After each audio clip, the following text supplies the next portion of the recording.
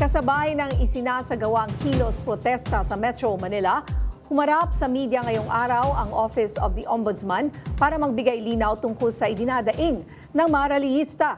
Yan ang umarangkadang balita ni Mari Ocampo live. Mari?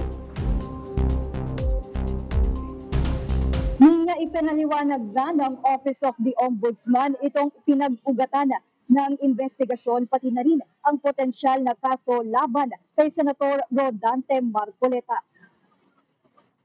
You say, negligent of me to say it right now kung ano talaga yung theory. Pinabulaanan ni Assistant Ombudsman Miko Clavano ang argumento ng ilang taga-suporta ni Senador Rodante Marcoleta na hindi maaring maharap sa kasong plunder ang senador dahil pribadong campaign donations ang tinanggap nito. Yung tanong nyo na public funds, dun sa RA 7080, sa plunder law, there are acts there that could comprise of the series or combination of acts that could comprise of plunder. And number 2 there is receiving directly or indirectly any gift, commission, percentage, kickback.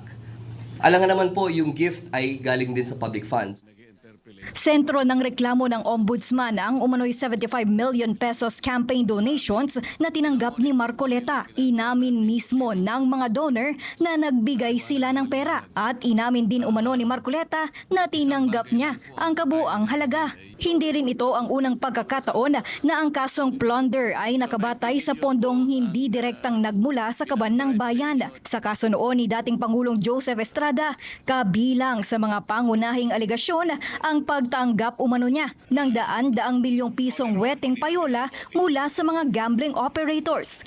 Mga pondong pribado ang pinagmulan. Pinagtibay ng Korte Suprema ang anti-plunder law at ipinaliwanag na ang krimen ng plunder ay maaaring mabuo sa pamamagitan ng series o combination ng iba't ibang corrupt acts. Kaya it's hard to see kung saan po nanggagaling si Senator Marcoleta dito dahil yung kaso mismo ay yung ebidensya mismo na ginamit ng ating mga investigador ay nanggaling din po sa kanya.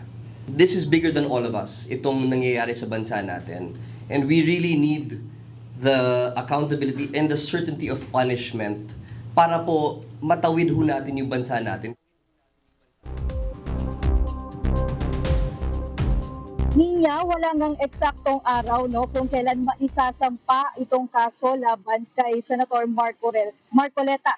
Pero nauna na ngang sinabi kahapon ni Ombudsman Boying Remulla na asahan ng araw na mangyayari ito ngayong linggo. Niya? Maraming salamat, Mari Ocampo.